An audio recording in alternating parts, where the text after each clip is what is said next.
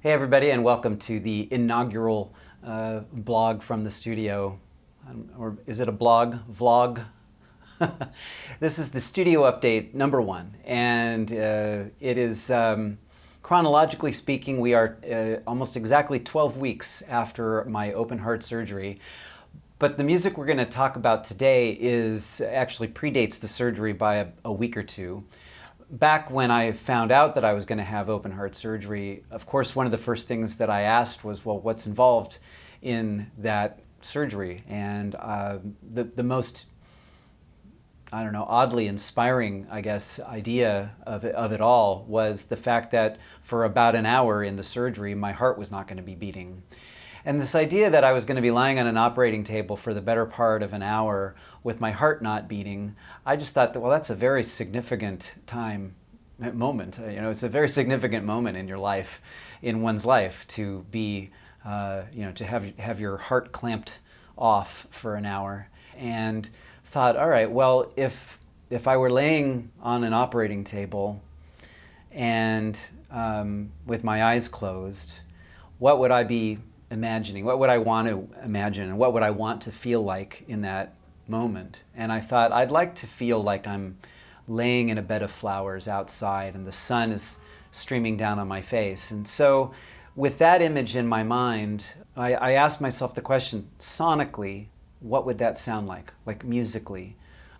And what I pretty quickly settled on was that it would have almost a bell-like shimmer to it. So I began looking for really good bell sounds, and I came upon this one in my library, which is a shimmering bell sound.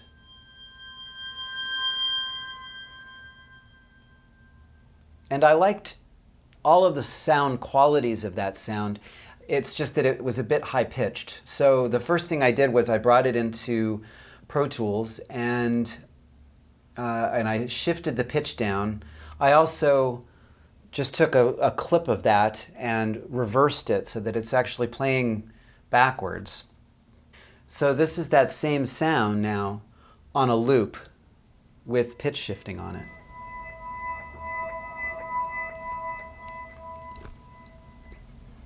And then I ran that into another channel and shift the pitch even further.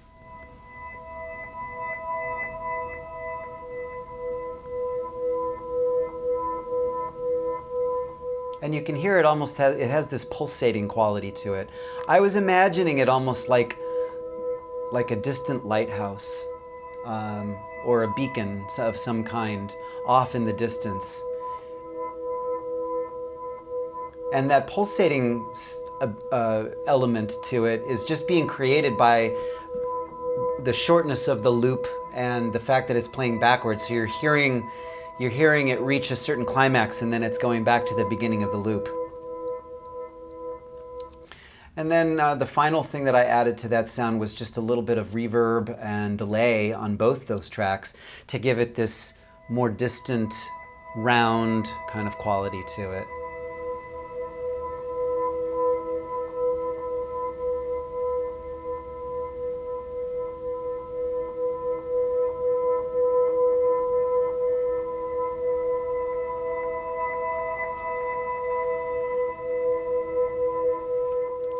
And there you go. So that's the very beginning of a brand new piece that I've been working on now for a few weeks called Beacon. And next time we'll talk about how I then incorporated that sound into a slightly bigger soundscape and started to build the actual piece of music around it. So I hope that you'll come back and join me on the next update and we can talk about that.